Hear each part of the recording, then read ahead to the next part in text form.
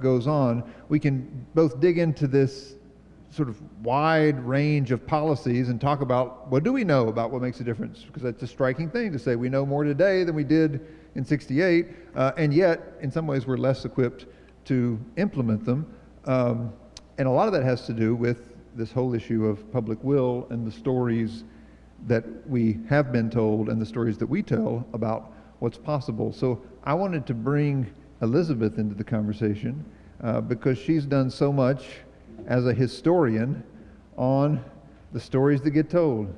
So talk to us about what stories were told to push back against Kerner initially, and kind of how you see that at work in the world right now. Well, first, Jonathan, thank you so much for convening us and inviting me to participate. I'm really honored to be here. Thank all of you also for coming and joining this critical conversation. And Alan, thank you for bringing me into the very important work that you're doing around the Kerner Commission, and for your inspiring and powerful remarks this afternoon. You know, the ultimate response to, I argue in my research, the ultimate response to the Kerner Commission and the moment of, the high moment of progressive social change and civil rights revolution in this country was mass criminalization, was the expansion of policing in targeted low-income, poor communities of color, the expansion of surveillance, especially in those communities, but surveillance in general in American society, and of course the vast and marked expansion of our prison system, ultimately, you know, making the United States the world's leading incarcerator, but framing the long-term response to the civil rights movement, to progressive social change, to demographic change in American society, in a moment when policymakers at the very highest level of government and liberal policymakers like Lyndon Johnson were presented by the Kerner Commission with alternatives and with an entirely different set of investments that they could have made, right? Instead of investing in police, instead of investing in a job creation program for police officers with the war on crime, instead of investing in a job creation program for low-income people of color, right? The federal government invests in a job creation program for police officers with the programs of the war on crime. So there was an alternative path. It's not like we didn't have the resources to do it. And you know, a decision was made to go in this path, on the punitive path, on the criminalizing path, of course with vast consequences for generations of low-income people and people of color in particular. And we see now, you know, that path, I mean, this has been building for decades, really since the Reagan administration, but you know, we're really, it seems like this administration is amping up that path to systematically detain migrants. I think one of the most striking examples, or one of the most striking examples of the way that the Kerner Commission's work was kind of warped, to me, appears in the way that during the Nixon administration, beginning in 1970, policymakers began to project and predict that the prison population, that the prisons in the United States would expand. And their basis for these projections and predictions were in part informed by population projections that the Kerner Commission made that later proved to be false. The Kerner Commission projected that the fastest growing population in the United States was Black youth, between the ages of 15 and 24, which happened to be the kind of like same population, especially in the mid-1960s, that policymakers were very worried about, that policymakers saw as responsible for crime in the nation, and used this prediction to essentially anticipate the growth of the US prison system, the subsequent investment at the federal level and at all levels of government in the prison system. So the federal government starts giving, beginning in 1970, when these projections and predictions are being made, essentially 75% off coupons to states to build new prisons. And of course, this is in the decade leading up to Ronald Reagan.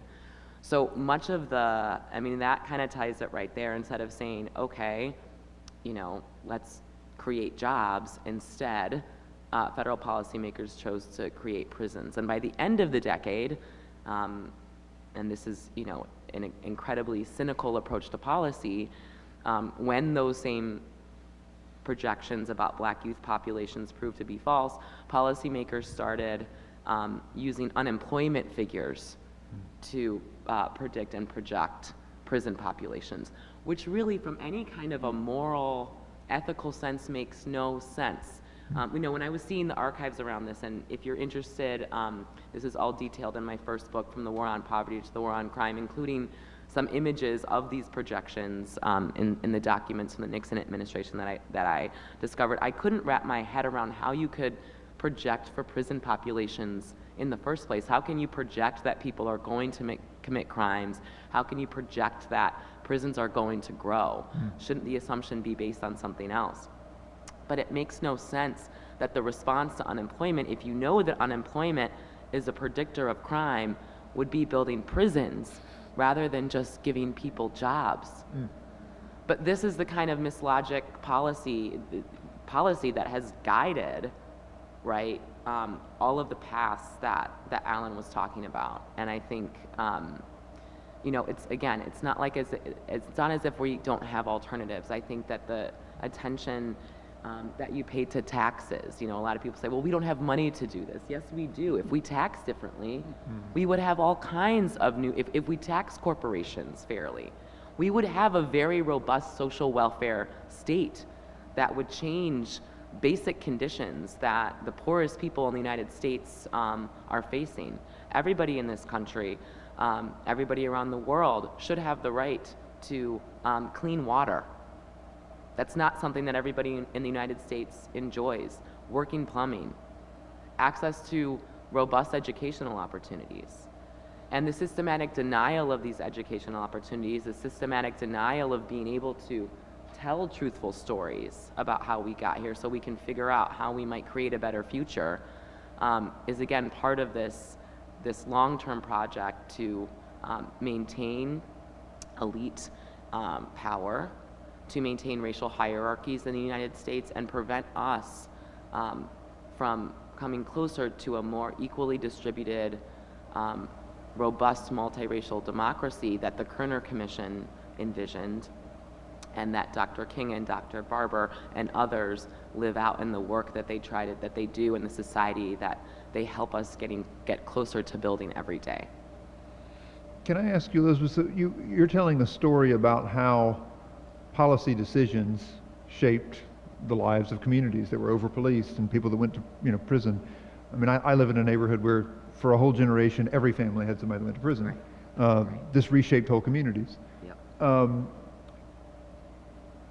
We talk a lot at the center about shifting the moral narrative in order to build this new will. What moral narrative was necessary to convince people that those were the policies that were needed?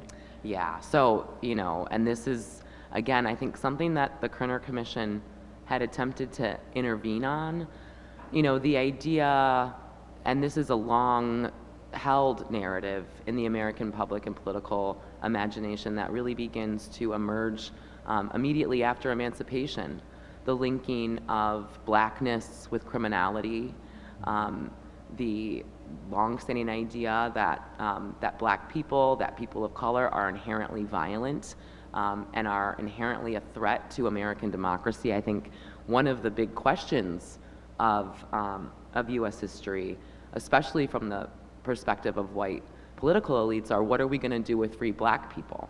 I mean, there's a constant fear, and many of the laws enacted from slavery on has been trying to prevent any kind of political mobilization, organizing, dismantling of the racial hierarchies that have structured this nation historically. So that question of what to do with free black people as it gets kind of navigated in the post-emancipation period and beyond is to link blackness with criminality. So instead of, a big part of my work, especially in my second book, and of course the Kerner Commission was formed in response to what I call the rebellions of the 1960s, which really, I think should be seen as a form of political violence that emerged in response of the unfinished unfulfilled promises of the civil rights movement that didn't, much like the Reconstruction period, due to the limitations of federal policy, gave people political enfranchisement without economic enfranchisement. So the lack of economic change, things I've been talking about, the lack of educational opportunities, jobs, decent housing for people, policies that meet people's basic needs and also, include full political and economic inclusion in U.S. society. That's what that violence was about. When people for decades, try nonviolent direct action protests, try lawsuits, try petitions, and it doesn't work, and you're getting abused by police, and you have no recourse, you've tried the other route, the response is violence. And instead of taking a step back and saying, okay, let's really look at this, as the Kerner Commission did, let's try to understand what are the root causes of this violence. The Kerner Commission, of course, famously identified it as white racism and socioeconomic inequality rather than black pathology. When you dig in and you understand that that's the root cause, that these are rebellions, that they're not riots, that they're not criminal acts, then that allows us to think about a whole range of solutions outside of more policing and law enforcement, which of course is the catalyst for many of these incidents in the first place. So the narrative, though, and this is why I think the terminology is so important around the word riot, because when we use the word riot, then these acts are criminal, they need to be punished. The people that enact them are inherently criminal, and the solution is policing, right? And I think that's been the kind of story of, when this was in question in the 1960s, by the 1970s, especially with, Nixon on, and liberal presidents since Nixon, have kind of adopted this idea that certain groups, minoritized groups in U.S. society are inherently criminal, and the best way to manage the problems of poverty and inequality is to lock people up, remove them from their communities, and warehouse them in prisons that are usually located very, very far away from their home communities for extremely, extremely long sentences. So the thing that sustains that, and of course we see it in the rhetoric around migrants and immigration, is that, certain groups of people deserve this because they are criminals. And that's an old trope that we see through as history. When you criminalize people, then you can legally and through political and policy frameworks enact undue harm upon them. Yeah, thank you. As opposed to your work, Elizabeth, one of the most destructive academics was John DiIlio, a professor, who coined the notion that, yes, for the future, we're going to see more and more predators. Yep. And predators meant young black men. And that word, that phrase and associated phrases, that word predators, got picked up by the media, which loved it. And that was really responsible for much of what Elizabeth is talking about. Can I just add one thing on that before we move on? I think where you see that in action, and thank you so much for making that point, Alan, is that, in the early 90s when these things are being, when the idea of the super predators coming out and all of these horrible policies that really lead to, the drastic explosion in the U.S. prison population, we get the system where mass incarceration is essentially about systematically locking up black and brown children and teenagers, super predators, for most of their adult lives in faraway prisons. That's what mass incarceration, it's taking black children and teenagers under these kind of ideas of super predator ideas and just putting them in prison for most of their lives. That's what it is. And the super predator professor later apologized. Yep, because it was wrong, just like the same statistics that were used to justify the kind of beginnings of mass incarceration in the 1970s, the preparation for it and the expansion and investment into prisons. Yeah, no, thank you for that.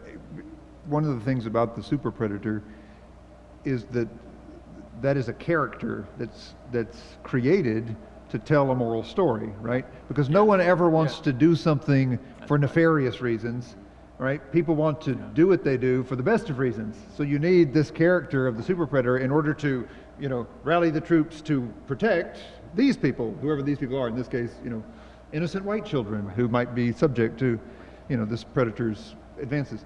So, yeah, these moral narratives are always at play. And Miroslav, you know very well that they're connected to our scripture texts, our faith stories. How do you want to enter this conversation as somebody who thinks about these things from that side? First thing, let's get you on. I might take a flip of that switch. You can use mine. There we go. There we go. Trade me, and then you can. Here we do go. There we go. Okay. I'll hold. First, I want to just thank Jonathan, you, for inviting me to be part of this conversation. As you will very soon know, I'm no expert on this issue. As my fellow panelists here are. I speak as an amateur. I speak as a person who is really interested in the question, who's moved by the question, who wants to bring some of the theological resources to bear on the question, and even there, this is not my specialization. Just a very important concern. And as I was listening to introductory comments, also comments by Elizabeth, somehow I had a sense, especially also reading the book, we know so much about the causes of poverty, and evidence-based action should be a relatively clear thing for us to do. And yet, after I finished reading, especially the introduction to the book, where it is we know we should, we need to, and it's rhetoric is there that's kind of carrying me with, and I realize, well, but we are not. And so the immediate question for me was, and this has been a question that plagued me over the many decades, is why not? Why not, and why has, if I read things rightly culturally, and certainly that is true within Christian communities, why has the situation in fact deteriorated? And you can see it also just by looking at, say, evangelical community and how the assessment of inequality.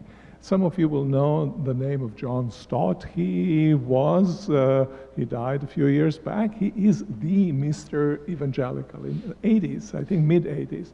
He wrote a book on kind of moral issues facing Christians, and one of those issues was the issue of inequality. And then he proposed there, as a kind of a reasonable proposal, that the discrepancy between the lowest paid and highest paid employee in an organization should be 1 to 7. Now, if you look at it from current perspective, this is clear Marxism.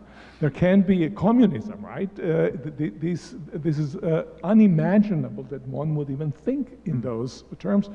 And it's also the same in any communities that you look.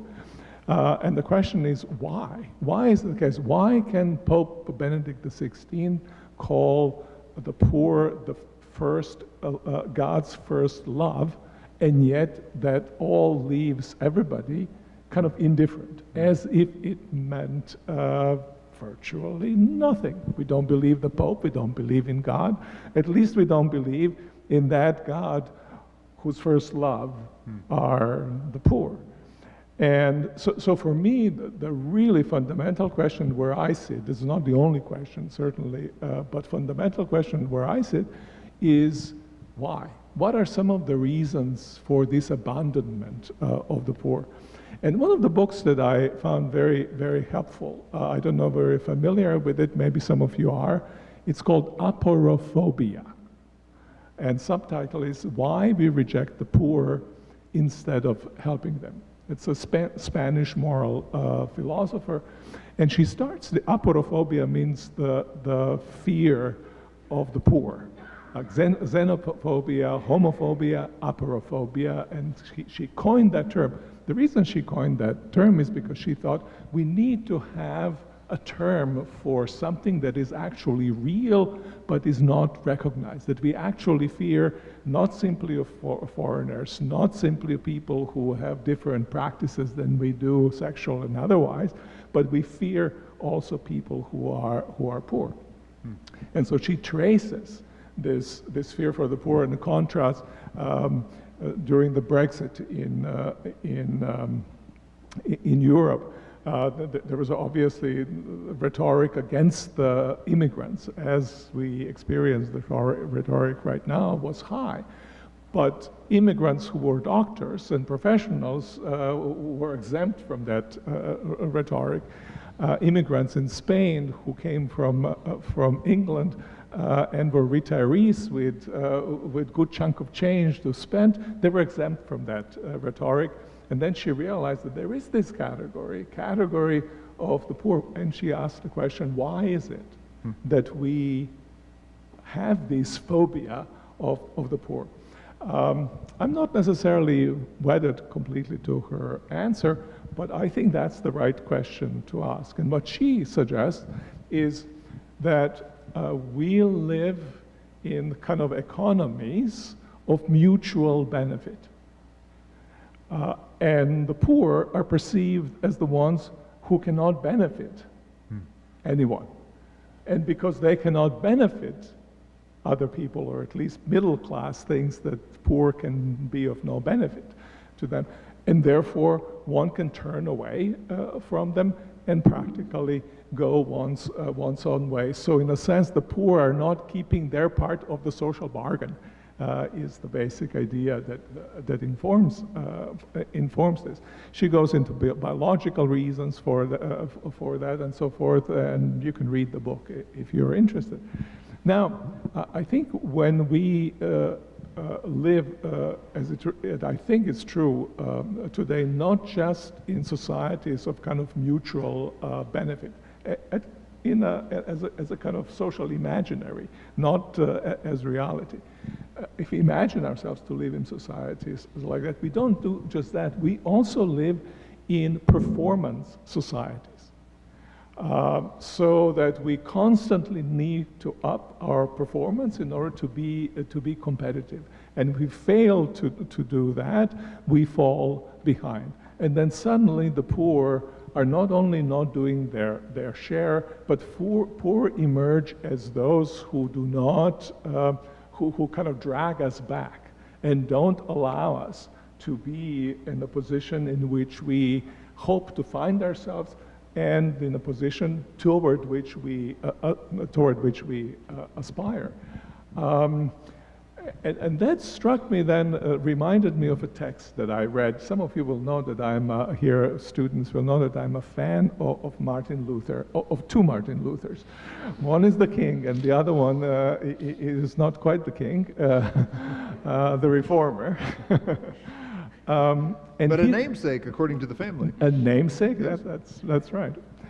And he's written a commentary on Magnificat, which is to say the song of Mary when she was pregnant and she visited Elizabeth. And in that song, she praises God for turning the tables in many ways, of power, of wealth. And Luther is writing then a commentary on that. By the way, just a footnote, I'm totally amazed always when I think of that song being placed in the mouth of Mary. From Nazareth, I think 400 built houses in that place, at the very edge of an empire. And what is she dreaming about? God taking down the great, the mighty from their thrones and establishing the Messianic kingdom. It's amazing what a scope of imagination is evidenced just in that song of that 17, 15, whatever, how old young girl that she was. Now, Luther writes commentary, and he begins by discussing about nature of God, the mighty one, who undoes the differences between those who have and those who have not, have power, have resources, and those who have not. And then he writes, well, God is the highest. And this is typical of Luther's writing.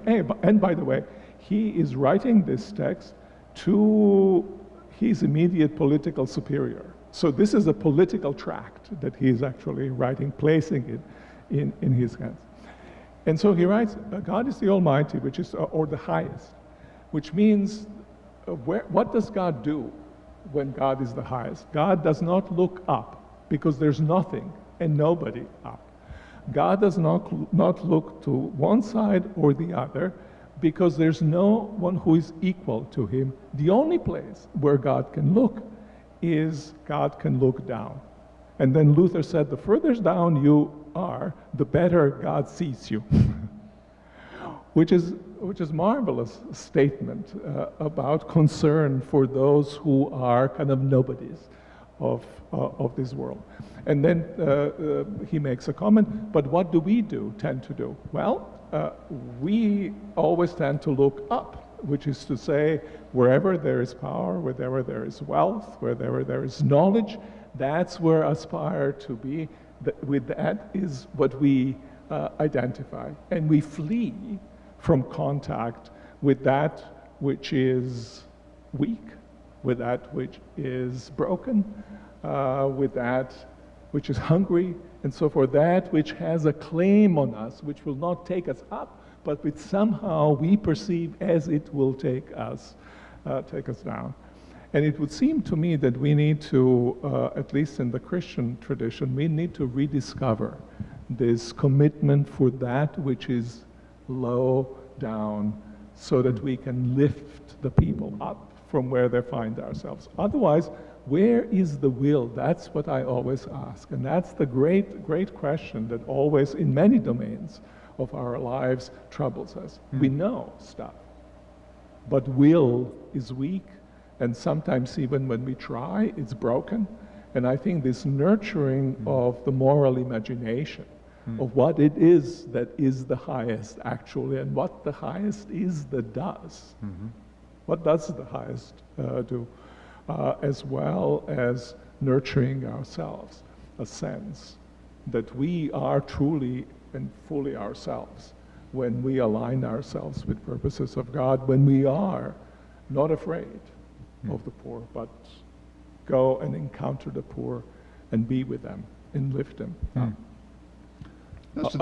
All of us have stories I shouldn't say that. I have a story, and some of my friends told me similar stories, where you think you are immune to this.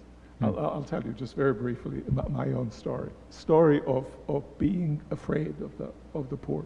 I was traveling from Kosovo with my wife, traveling from Kosovo in former Yugoslavia, from Kosovo through Skopje to Belgrade. And we were going on the bus, and bus was an absolute disaster.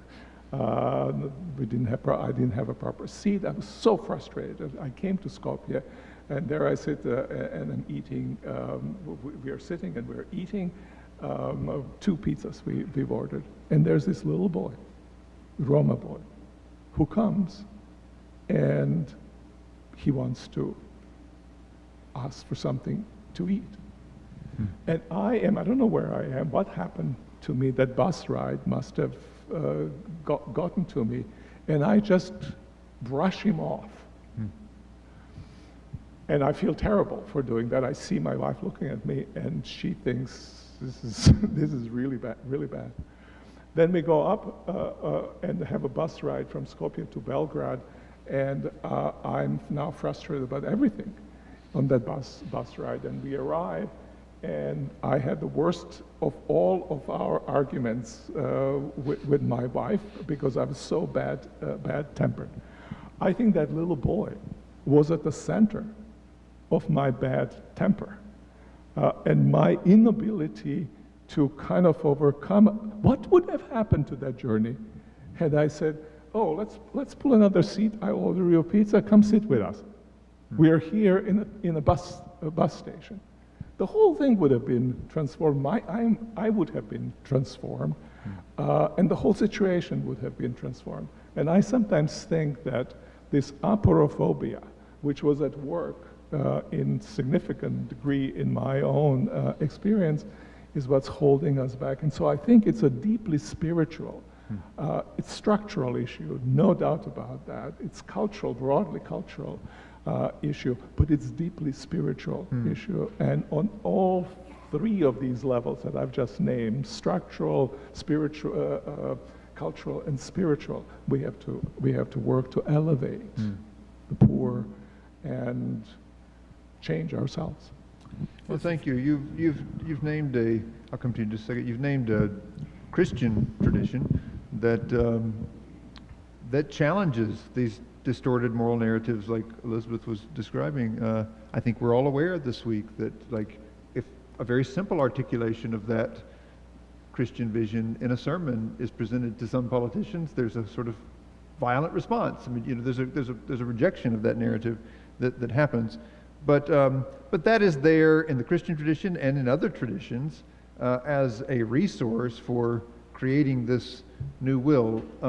And part of what we want to talk about is sort of what role folks here and our communities can play in building that will. So, Alan, you jump in, and then I want to bring folks here in the room in while we still have time. Sure, just quickly. Fear of the poor. But during the pandemic, we reduced poverty by half through legislation, child tax credit legislation. So we can do it. And I don't know if the legislators were afraid of the poor, but they did it. And then 2 years later, the legislation lapsed and they didn't reauthorize it. So poverty went down by half, and then it increased by the same amount. What does that say about fear of the poor? What's maybe interesting that it was not specifically motivated by elevating of the poor, but it took pandemic in order to motivate the action, so that this was almost like a consequence of motivation to do something different. And did it not take John Kennedy to be assassinated for Lyndon Johnson to pass the Great Society legislation? So are we an amoral country that just is pragmatic for a while and then we forget about things? As I go to our broader community here, and feel free to raise your hand if you have a comment or thought. Elizabeth, we were talking before, like, as a historian, what do you say about the potential for change, maybe even when things look at their worst? Yeah, so, you know, on this moment, I think one of the things that people are talking about a lot, and it's kind of like the vibe, the mood in 2020, not 2020, oh my gosh, 2016, you know, a lot of people were amped up for resistance, and now it seems like there's kind of more of a resignation. But history reminds us, right, this is not, and some people are like, just think everything is doomsday. I can't go there, in part because history tells us that it's not. There's like, change is always possible. When people think that something is totalizing and it's forever and it's, you know, messed up the nation, that's not the case. Nobody in 1860 would have expected or predicted that within 5 years slavery would be abolished. And that's one of the most, you know, profound transformations in U.S. society, even if we haven't really completely lived up to the promise of emancipation. But I think one of the things that's keeping me going right now is that, you know, we keep fighting and we keep imagining and we keep educating ourselves and pushing for change, because history shows us that it can be there and it will be there, and we can lay the groundworks now to think about what would it take to get that child tax credit.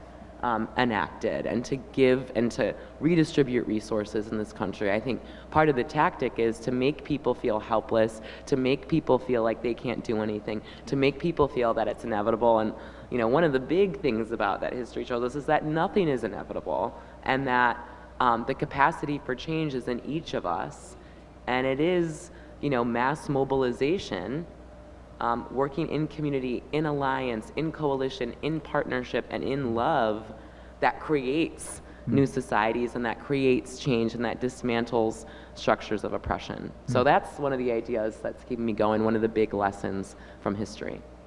Oh, thank you for that. Yeah, give her a hand. Amen.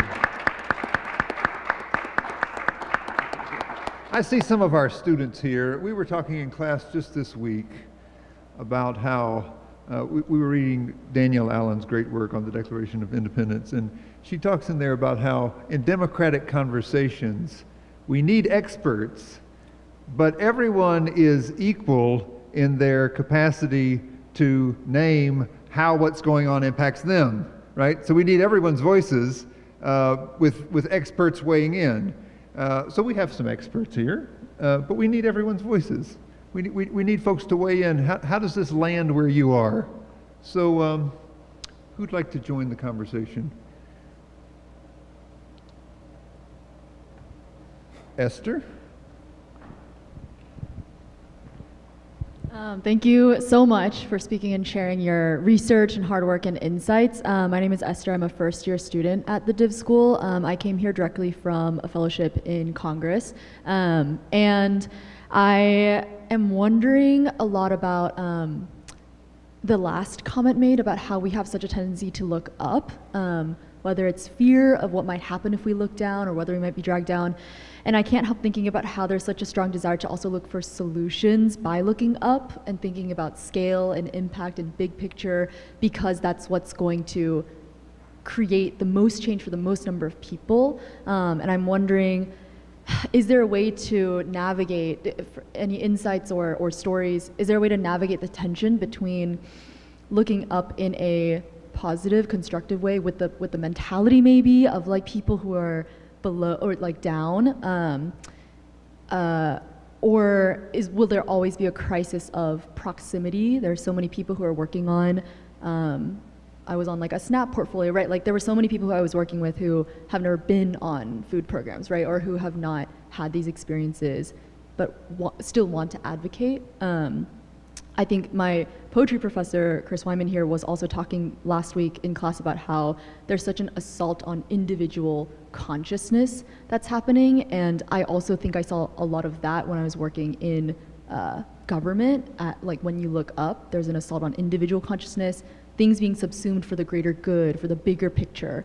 And so this tension between look down, maybe work on your locality, your own spheres, versus work for impact and for big picture.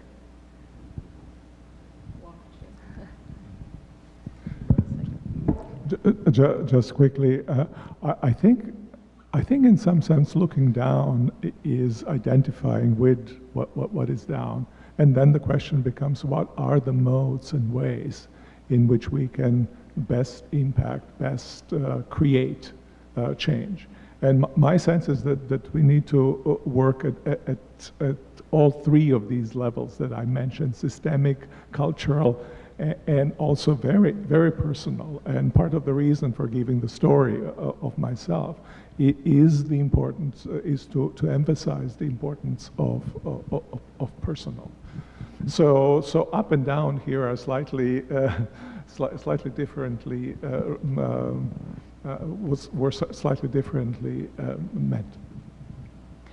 I think part of it is amplifying the voices of and doing everything that we can to support the amplification of the most marginalized groups among us. And I think we've seen again and again the way that when that amplification happens, we can get change, whether it's from, like Michael Harrington's work and all the new studies about poor people. I mean, I think part of it is, putting people in the driver's seat to tell their own testimony, to share their own testimony and tell their own stories. That helps build wide support for the war on poverty, or, you know, like thinking about in the years leading up to abolition, the way that the narratives and testimony of enslaved people really helped move the needle and build awareness of what was actually going on in the slave system, you know, behind the veil of the Southern planters' propaganda. So I think part of it is that, and again, the threat of these stories, these histories being told has been under attack, you know, especially since 2020, right, which is the height of mass mobilization in this country, when the vast majority of Americans were asking new questions about police brutality and systemic racism and all of these things. The response to that was to call it woke, was to shut it down, was culture war, which I think also reflects the power of this kind of like growing awareness and the potential power of continuing to amplify these stories and these experiences, these voices that are intentionally kept from us. The barriers in our society prevent us from understanding common ground, from empathizing with one another, from empathizing with people who we may not come into contact with, in part due to stratification and inequality in our society, and that works to preserve the status quo. So, you know, one step is, again, trying to amplify those voices, trying to amplify the experiences of people who may be very far from those decision-making rooms, from Congress to, you know, the local city hall. Our daughter is 28, she lives in London, and she's always telling me, oh, Dad, you're a 1960s guy, you're trying to save the world, but London is so cool, and so, and I have my art friends, and I'm going to enjoy life. And I say, Miranda, you can't do that. And so we have that, you're asking one of the most basic questions of our age, and certainly, I don't know, your kids are 3 and 5, maybe you'll be having some dialogues like that in 10 years. I don't have a good response other than to say that you got to engage this struggle, and you cannot lose track of progress if it takes 10 years, if it takes 100 years, if it takes 1,000 years. We must move forward, and we must move on, and we can't give up. And we need to be practical as well as spiritual. And maybe Yale should have a new degree that, which integrates theology and running for Congress. And one of the I like that too. We're getting a PhD. One of the leaders of the anti-gun group that evolved from the massacre in Florida is a young man, I forget his name, but he's the youngest member of Congress now, and he's as moral as you can get, but you must know his name. He's like 28, about the age of my daughter. And now he's been elevated. He's I think deputy leader of one of the caucuses. Anyway, he's rising quickly, and he's being listened to, and he's combining morality with politics. Alan, you'll be glad to know that in addition to studying public theology here at the Divinity School, we also partner, the center partners with the Yale Campaign School, so that people who want to run for office can get all the toolkit they need. Right down at the law school, actually. Virginia wants to join the conversation. Thank you so much. Professor Hinton, when you were talking about the federal government offering the communities to build prisons, I was reminded of Lyndon Johnson offering communities to build low-income housing through the New Towns in Town initiative, and the only community that took it was his own city of Washington, D.C. So I guess my question is, what can we do in our local communities to make them accept low-income housing instead of prisons? Mm-hmm. That's a great question. I mean, I a think great one. part of it is demanding low-income housing. I mean, I think about what's going on in Connecticut, many towns outside of New Haven, when there's like real resistance. Again, going back to this aporophobia, real resistance to have multifamily housing in communities like Woodbridge. So I think part of it is being open to the idea and mobilizing people around the idea of having more mixed income communities where everybody can live together and thrive. Organizing around that, again, when you amplify voices of people who are unhoused or who are housing insecure, that helps build empathy among people, and they say, oh, actually, okay, maybe this won't be so bad if we have multifamily housing in our community. Maybe that would be a good thing, and there's a lot of ways that our communities can benefit from having more socioeconomic diversity. So, I think part of it is building awareness around the issue and then mobilizing people to act around it. We often forget, one of the things I really try to instill in my classes all the time is that, it's not like the Civil Rights Act or the War on Poverty or any, just dropped from thin air. It's the result of decades of organizing. And I think that's the other, thing. We're kind of in this age where, it's like instant gratification, like 30-second, tweet or TikTok video or whatever it is. And, that's why the history of the movement is so important, because it takes decades. You might not get the kind of victories that you want immediately, but you have to think of it, okay, I'm building, I have to be patient, I have to go slow, I have to really build strong coalitions in order to realize the goal. I mean, I think, and this is straying away a little bit from your question, but I think those of us who are working to build a better society, those of us who are in the movement, recognize we might not see the fruits of our labor in our own lifetime. And my children, my 3-year-old and my 5-year-old might not see the fruit of the labor. I hope my great-grandchildren, my great-great-grandchildren can. And so I think it's always also having a long view and accepting the fact that, the kinds of major social transformations that are necessary, whether it's expanding housing for people or whether it's establishing the Department of Democracy. I would also like there to be a Department of Community Empowerment. That's going to take time, that's going to take dedication and commitment and doing the very hard work of organizing. And not just on social media, Thank you. We got one more voice here in the back row that wants to jump in. Hi, I'm Judah. I'm actually a student at Union Theological Seminary. And mostly a comment. I just want to thank you for bringing in mass incarceration to this conversation. I think it's so important. It's such a critical intersection of everything that we're talking about. And I can't help but think, as a person of faith, in scriptures, we hear Jesus say, I was in prison and you visited me, right? And if you come from a context where your job is to bring something, theology, to a place, you forget that there's actually something already there, and that's the people. And in the Christian tradition, that's Jesus, right?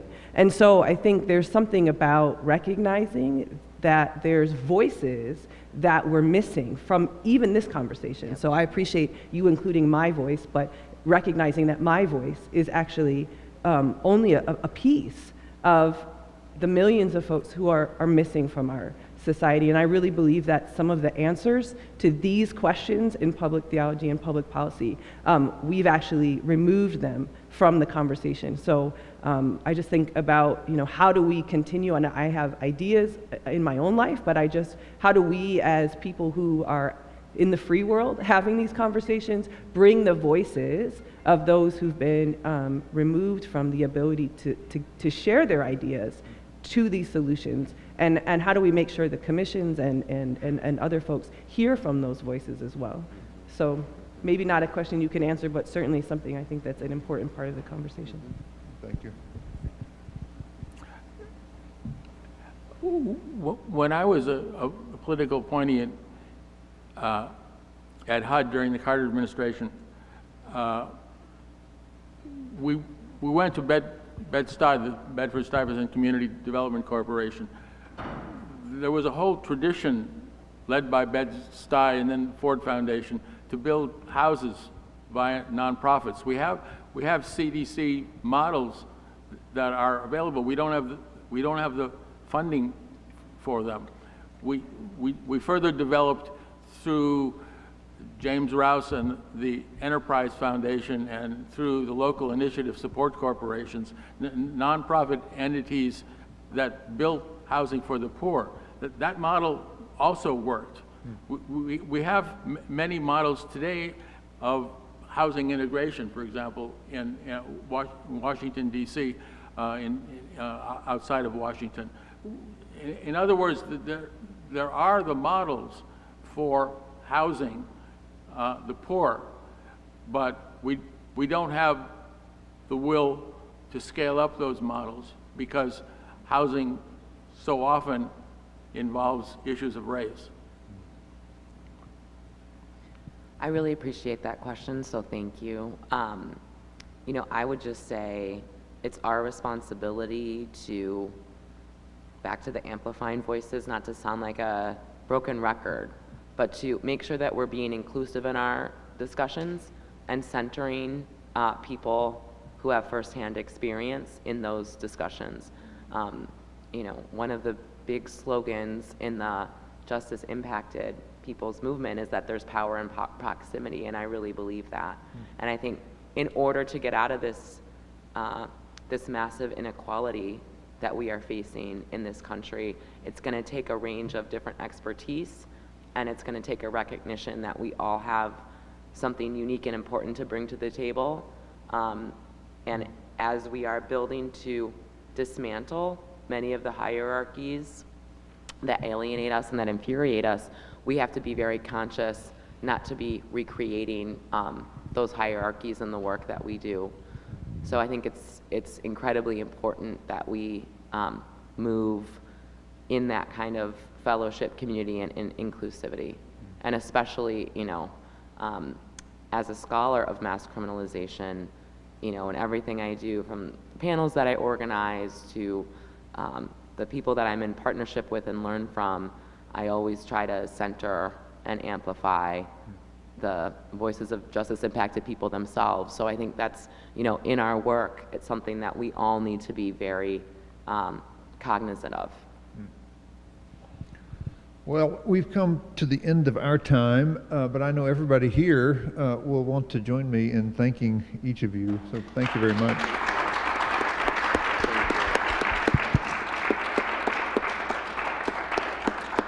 Again, if you want to continue in, you know, this conversation, which can go much deeper in terms of the details of all these policies and the way to the new will, the book, the resource that this conversation has been based on is called Creating Justice. For those of you who are in the room, we welcome you to get something to drink here afterwards and spend a little time of fellowship. Before we formally close, I just want to make two quick announcements about upcoming events that the center has.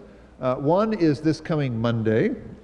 Bishop Barber will be the university's MLK speaker for this year in Battelle Chapel. And I think whether you want to be in the chapel or watch it online, you need to register. So for those of you watching online, you can register from wherever. I believe it's open to the general public. But you have to register to get the link for that. That's next Monday evening. And then in about a month, on February 27th, is a Thursday afternoon, here at Yale Divinity School, the center is going to have our first Pellis McShirley Egwavin lecture. And you all will be honored to know that in the room tonight, Roz Pellis, for whom this lecture is named, with some of her colleagues who have been great movement lawyers in the movement. Anyway, we want to have a lecture that really brings our center in conversation with the law school regularly. So we're doing this, and one of Elizabeth's colleagues and a graduate of the Yale Law School will be there, and we'll be talking about how policy around property tax has, and the racist policy around property tax has led many people to lose their homes. So that's based on the book Plundered that is coming out or just out, and we'll be talking about it. So all that coming up. Please stay in touch with us at the center. Thank you for those of you who joined us online, and for those in person. Good to be with you. Thank you. Great, yeah, that was fun. Yeah, thank you. Thanks for organizing. That was, I really enjoyed this. Yeah.